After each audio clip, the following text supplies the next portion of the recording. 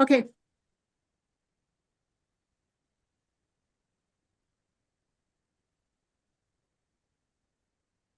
Because she heard an attorney is what I think. I'm just telling.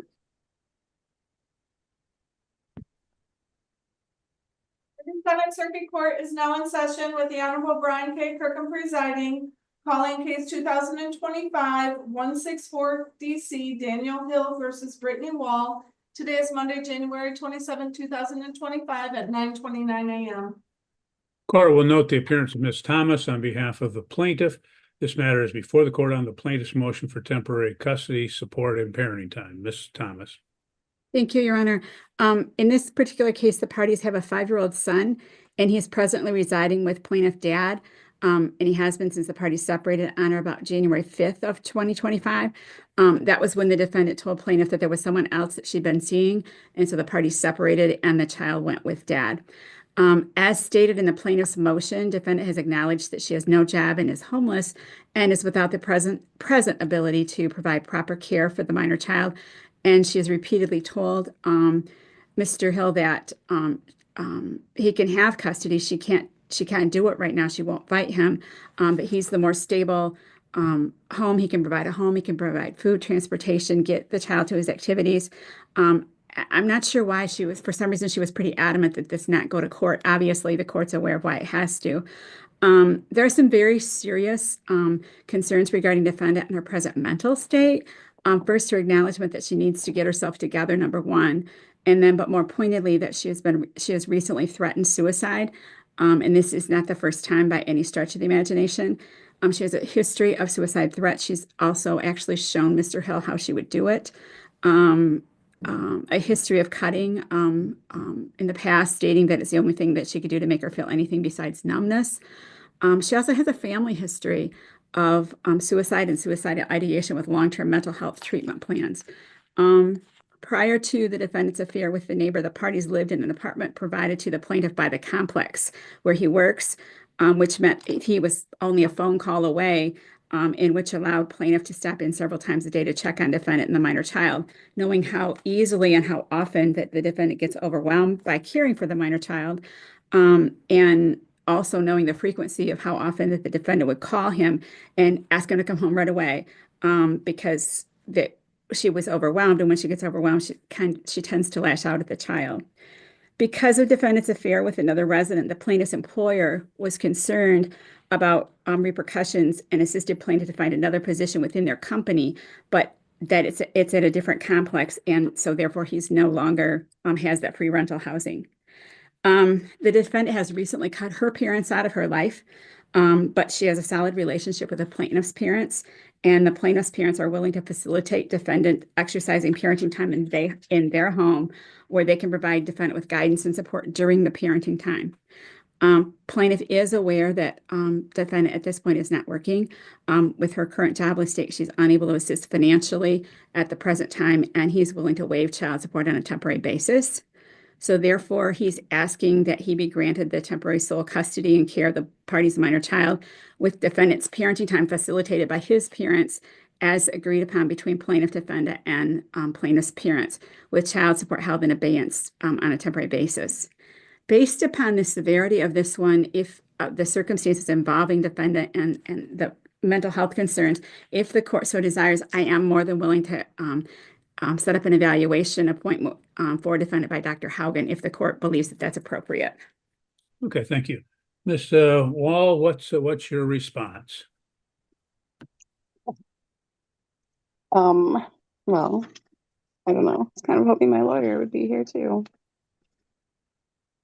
Well, have you hired a lawyer? I did, yes. And yeah, I Okay. did. She emailed me this morning and told me to be here 5 minutes early, and she's just not even here. So, Who's your lawyer?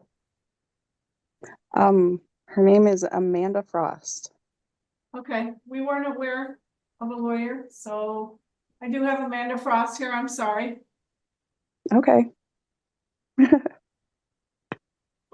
So we got to go through everything. Well, we'll see. Nobody asked me. Ms. Frost, again, Ms. Thomas spoke to her motion, And we were not aware that you were in. We didn't have an appearance or anything of that nature that had been provided to us. I don't know if it was filed with the clerk, but we didn't have it. So again, we didn't let you in at that point because we didn't know who you were. Okay. Understood, Your Honor. I was just So- retained Friday evening, and contacted Miss Thomas yesterday and this morning to let her know I was on the case. Okay. Well, she didn't apprise us. So And I don't have an appearance, and I didn't know she called this morning. I did get an email yesterday, but yeah, it was like, I saw it late last night, so that's the most I know. well, in the future, if you get a contact from an attorney, it would be advisable to let the court know that. Well, I understand, Your Honor, and again, I have no appearance. I have nothing. So I didn't know for sure she was in. I just wasn't positive. I understand, but as a result, we didn't get her. She wasn't in when you were going through your rendition. Right. So it would have helped if you'd have told us that you have been contacted. No, that's fine. I didn't, again, it was an email yesterday and I didn't even think about it. I just was. Ms. Frost, what's your response to the motion in this matter? Yes, Your Honor. Without hearing opposing counsel's argument, I think it's kind of hard to exactly rebuttal against what they're fighting for. I did receive a copy of the pleadings yesterday afternoon and have had a chance to review them. And we strongly object to the relief that's requested in this motion. A answer to the complaint will be filed. My appearance is in the mail.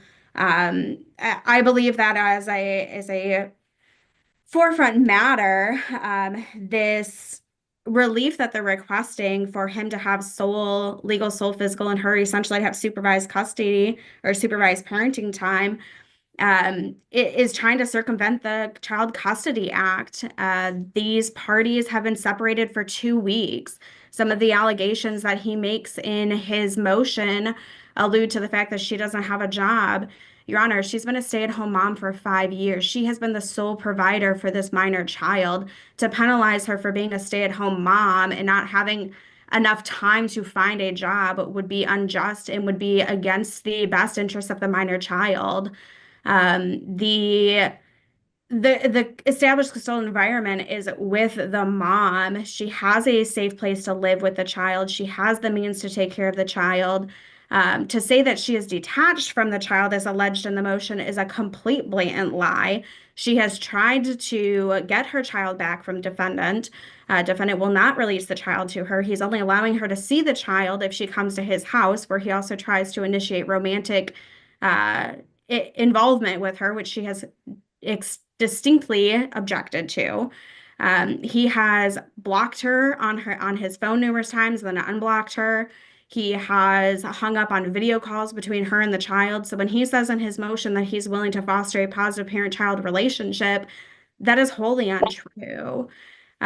She has Okay, let's address some of the allegations. Ms. Thomas has stated that she turned the child over to the plaintiff and said that it was best that the child would be in his care, apparently because she had acknowledged she had some suicidal thoughts and acknowledged that she was being evicted as well. So speak to those allegations.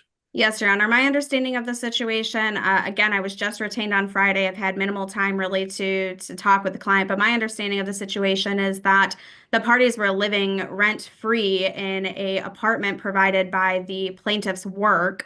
When they split 2 weeks ago, he went to the office and told them that she needed to be removed. So she was informed that she had to be out by the 8th of February. So is she facing eviction? No, she is being replaced from her housing because of plaintiff. As for the suicidal ideation, she has not made any indications that or any statements that she wants to self-harm or commit suicide. He has been very harassing towards her, including making threats to get the police involved when they have been working on their split. She let the child go with him for parenting time, intending that the child was going to come back to her, and he has refused to return the child to her.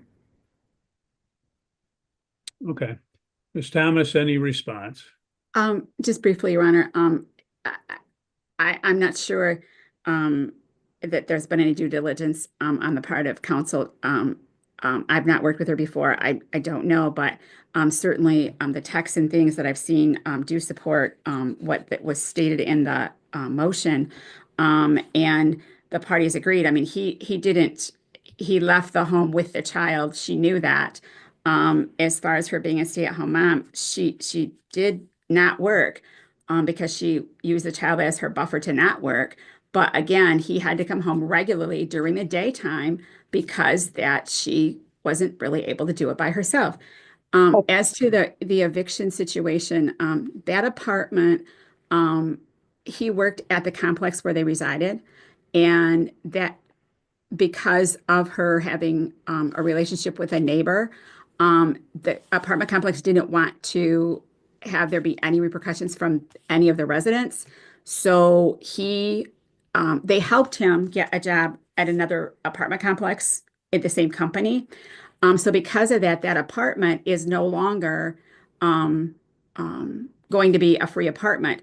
Because she was also residing there, they did do a 30-day notice. It has nothing to do, I mean, he's not got an apartment. He's not working at that location. There's no apartment to go with his job anymore because he's not at that job.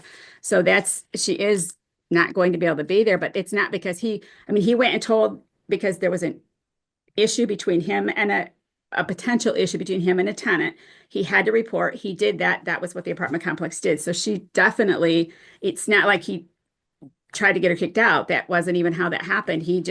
They said, well, as long as there's a potential issue with the neighbor, we're going to help you get another job. So that apartment is not even going to be there available to either of them. Okay. Anything else, Ms. Frost? Yeah, so I'd like to touch on a few things. They're alleging that he had to come home regularly to help her with the child. That again is untrue. He was working at the complex where he lived. If he chose to come home for lunch, great, he came home for lunch. There's one situation in which my client had hit her head and felt that it was safer to have the father come home to make sure that she was okay and that the child was well taken care of. That is what a responsible parent would do. He was not being called and texted regularly to come home to help her. Again, she was a stay-at-home mom at his request, is my understanding, and has been the entire length of the child's lifetime. She did not use the child as a crutch to not have to work. In fact, I've got text messages that verify that she wanted to get the child enrolled in school, and he's the one that wanted to keep the child home, which again prevented her from getting, a suitable employment because the child's home with her and he wanted her to homeschool the child for that year. There clearly is an impasse of ideas that's passing between the two parties, and ordering or awarding temporary custody to the plaintiff is going to do more damage to the child and remove him from a home where he has been primarily with his mother his entire life. Okay. Well, what the court's going to do is this is just a temporary basis. And obviously, it looks like there's no dispute. The parties did separate on January 5th, 2025. The child is in the plaintiff's custody at this time. The court is going to continue that on a temporary basis. The court gets troubled a little bit by the allegations of suicide on her part, and as well as mental health issues. So the court is going to have her have supervised parenting time at the plaintiff's parents' home 1 day a week on Saturday. It could be Saturday or Sunday, however they want to arrange it, from noon to 5:00 p.m. And Ms. Frost, if you wish to have your client get a psychological assessment and submit that, the court can revisit the matter at that time. Ms. Thomas, you can prepare the order and submit under a 7-day notice of entry. Okay, Your Honor, just to verify, we are holding support in abeyance, correct? Yes, the court is not. Okay. You stated that your client was willing to waive that in the Right. end, so the court will waive that at this time. Okay. Nope, that's fine. I just wanted to make sure what to further order. Thank you. Will Okay, this be thank you. referred over to the front of the court then for further investigation? No.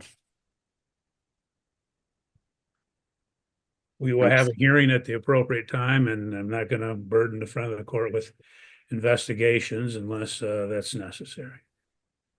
Your Honor. You're free to go. Have a good day. Thank Thank you. you too. Thank you. Cindy, if you want to change clients, we can do Gentry versus Gentry.